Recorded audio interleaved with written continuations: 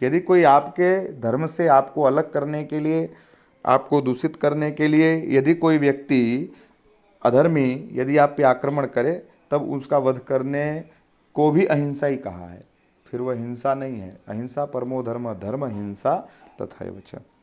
लेकिन हमको सामने से कभी भी आगे से समझ के चल के कभी भी अहिंसा नहीं करनी चाहिए और इस पाप से बचना चाहिए। पराये धन का अपहरण, चोरी इत्यादि पाप कर्म सदा सब मनुष्यों के लिए वर्जित हैं।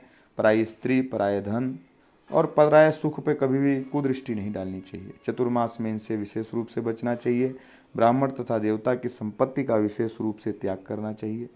ब्राह्मण का धन और देवता का धन, देवों को चढ़ा हुआ धन, उसका कभी लोभ नहीं करना चाहिए, उसका परित्याग करना चाहिए। वो ब्राह्मण ले सकता है क्योंकि भगवान का प्रतिनिधि है ब्राह्मण, और ब्राह्मण चढ़ा करके जो आपको दे वो आपका, पर आपने जो ईश्वर को अर्पण कर दिया उसमें आपका कोई अधिकार नहीं रह जाता। ऐसा जो त्याग बुद्धि जिसके अंदर है उसको ही उस पूजन का फल प्राप्त होता है। न करने योग्य कर्मों का आचरण विद्वान पुरुष के लिए सदैव त्याज्य है।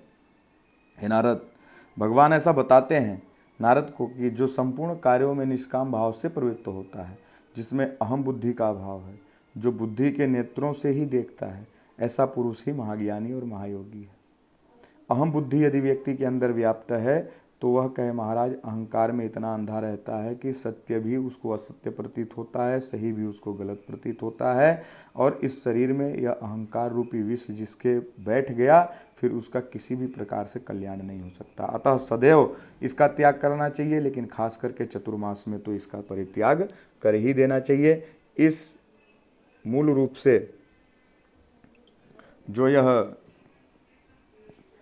ज्ञानमय महाराज चतुर्मास है, इसमें तो सभी प्रकार के जितने भी अहं वृत्ति है उसका त्याग करना चाहिए। मनुष्य कामना के त्याग द्वारा क्रोध और लोभ को जीत सकता है।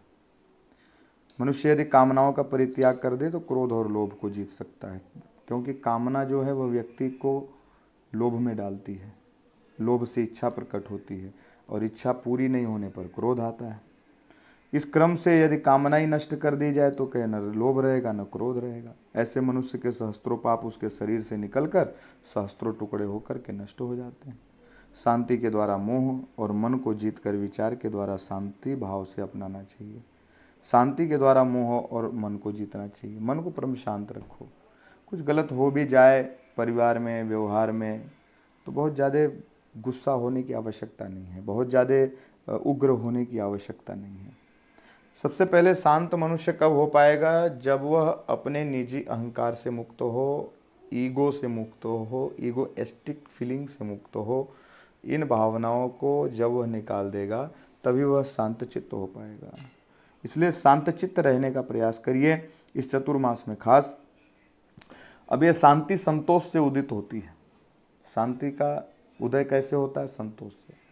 बहुत ज़्यादा कामना रहे, बहुत ज़्यादा इच्छा रहे, बहुत ज़्यादा महत्वाकांक्षा रहे, वह व्यक्ति की पूरी नहीं होती, व्यक्ति के अंदर संतोष नहीं रहता, तो मन में शांति भी नहीं रहती, भागता रहता है, दौड़ता रहता है। और मिलना उतना ही है जितना आपने प्रारब्ध में छोड़ करके आए हो, उससे ज़्यादा और उससे विशेष तो कुछ आपको मिलना नहीं। लेकिन कर्म व्यक्ति को करते रहना चाहिए, क्योंकि कर्म प्रेरक बल है। जो प्रारब्ध में मिलने वाला है वह कर्म के द्वारा ही हमको खींच कर वहाँ तक ले जाता है। लेकिन जो मिला है उसको कर्म करने के बाद भी जो मिला है, जो प्राप्त हुआ है, उसको ही प्रारब्ध मानो और उसी के अनुसार आचरण करो। बहुत ज़्यादा के प्राप्ति में बहुत गलत अथवा बहुत सही, इस प्रकार के किसी भी प्रकार के कार्यों से बचो। संतोष रखो तो ही शांति प्राप्त होगी। कहते महाराज, जो अपनी कोमलता एवं सरलता के द्वारा ईर्ष्या भाव को दबा देता है उसी को मुनि जानो, उसी को भक्त जानो। पर जिसने ईर्ष्या भाव को नहीं दबाया है तो कहे महाराज वह बने मुनीश्वर, ईश्वर के भक्त बनने का प्रयास करता हो, लेकिन वास्तव में वह सिर्फ दिखावा कर रहा है, उसके अंदर कोई परिवर्तन नहीं है। चतुर्मास में जीव दया का विशेष धर्म है, उसका ध्यान रखना चाहिए। प्राणियों से द्रोह नहीं करना चाहिए, धर्म को मानना चाहिए। अतः सदा सब मासों में भूतद्रोह का परित्याग करना चाहिए। कहते हैं जिस धर्म में दया नहीं है वह दूषित माना गया है। दया के बिना न विज्ञान है, न ज्ञान है, न धर्म होता है और न ज्ञान ही होता है। अतः सब प्राणियों के प्रति आत्मभाव रखकर सबके ऊपर दया करना ही सनातन धर्म है। यह सनातन धर्म की बहुत बड़ी परिभाषा दे रहा हूँ आपको, हैं। रामचरितमानस में तुलसीदास जी महाराज कहते हैं कि सिया राममय सब जग जानी, करहूँ प्रणाम जोरि जुग पानी। यह सारा जगत मेरे लिए सिया राममय है, मैं सभी प्राणियों को हाथ जोड़ करके प्रणाम करता हूँ।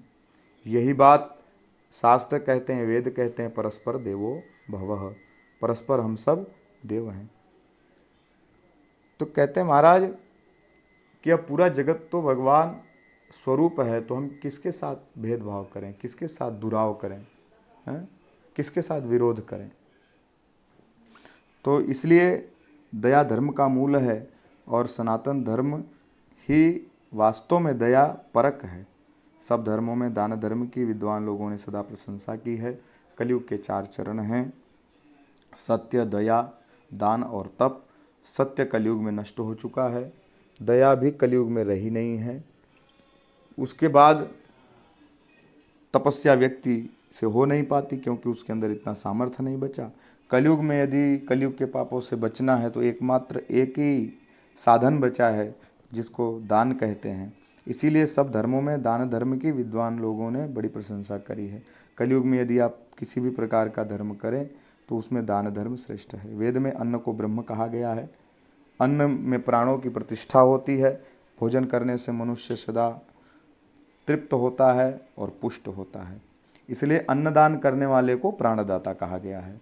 अन्नदान करने वाले को प्राणदाता कहा गया है, पिता कहा गया है, भगवान कहा गया है।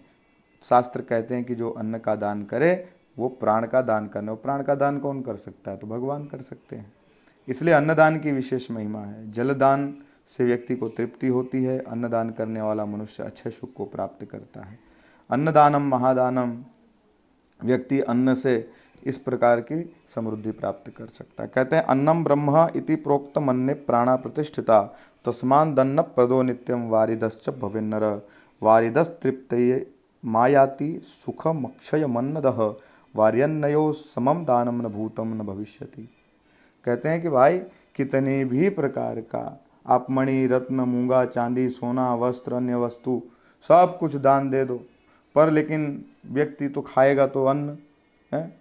मणिरत्न प्रवाला नाम रूपा हाटक वासशाम, अन्य सामपि दाना नाम अन्नदानम विशिष्यते।